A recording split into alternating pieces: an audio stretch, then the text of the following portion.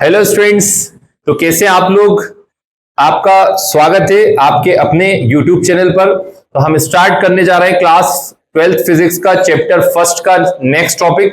Previous video में हमने types of charge explain किया था। अब जो है हम आपको एक्सप्लेन करने वाले हैं electronic theory of electric charge.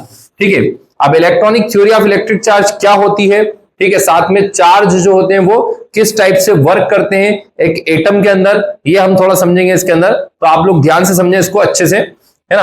अगर कोई भी प्रॉब्लम हो, कुछ भी अगर दिक्कत आए तो आप कमेंट बॉक्स में जरूर कमेंट करके बताएं। साथ में अगर आप चैनल पे नए हैं तो इस वीडियो को जो है शेयर करें और सब्सक्राइब भी कर दें चैनल पर नए हैं तो।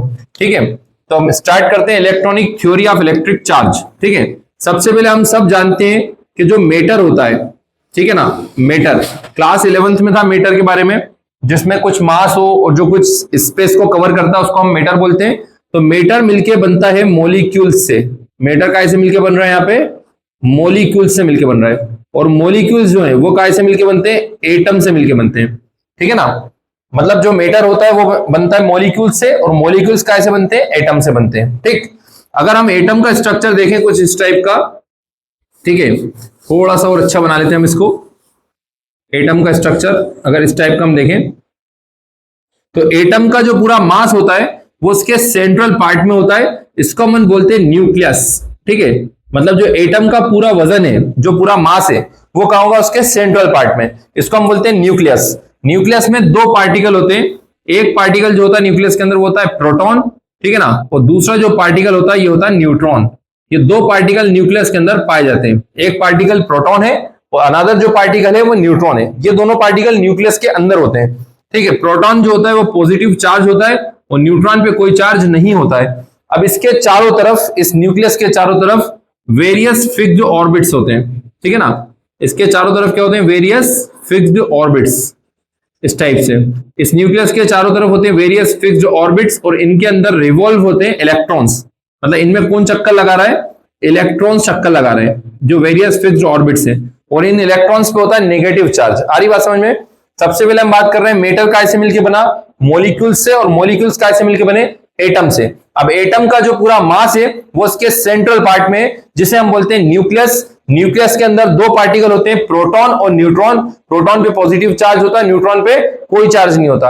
अब इस न्यूक्लियस के चारों ओर वेरियस फिक्स्ड ऑर्बिट्स होते हैं। मतलब कुछ ऐसे ऑर्बिट्स होते हैं जिनके अंदर इलेक्ट्रॉन्स रिवॉल्व होते हैं, इलेक्ट्रॉन घूमते हैं, और इलेक्ट्रॉन पे नेगेटिव चार्ज होता है। अब इसमें जितने प्रोटॉन होते हैं पूरे एटम के अंदर, ठीक है ना, उतने ही क्या होते हैं, इलेक्ट्रॉन होते हैं। मतलब number of proton is equal to the number of electron. Suppose अगर हम देखें अगर किसी एटम में 50 प्रोटॉन है तो उस एटम के अंदर इलेक्ट्रॉन भी 50 होंगे।